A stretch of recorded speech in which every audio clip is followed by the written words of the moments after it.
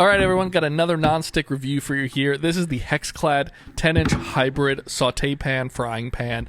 These, I've heard from lots of people, are great. I've heard from an equal amount of people saying that they're scams and they don't work. So I wanted to test out for myself.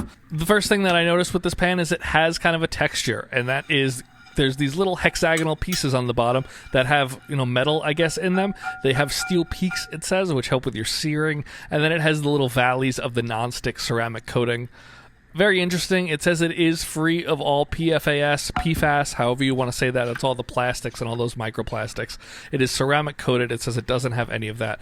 But it gives you a little information here on how to season. So I've cooked this. I've seasoned it the way they want. Interesting that you're seasoning a non-stick pan, but that's what it says to do, so I followed those instructions. We did it, and now we're going to do the egg test. I know you guys hated when I just raw dogged the egg in there without anything, so we gave it 2 very little squirts of just a neutral oil, and now we're going to cook an egg. Let's see how it does.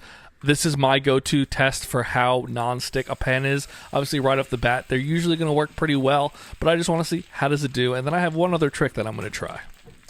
Now, while this does a little work in that pan, I'll just say these are not cheap, so I do hope it works fairly well. After about a minute, I started to move that egg around, and yeah, it did not stick at all. It needed a little bit of motivation to, start to move freely, but that's fine. It wasn't heavily oiled in that pan, but no sticking here whatsoever.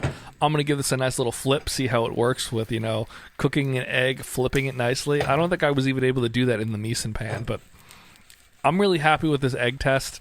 It is cooking it. It's not sticking it. I'm keeping it on the medium to low heat like the booklet said. Now here's the other test. I saw somebody say if you really want to test non-stick ability, just throw in a piece of American cheese. So we're going to do that.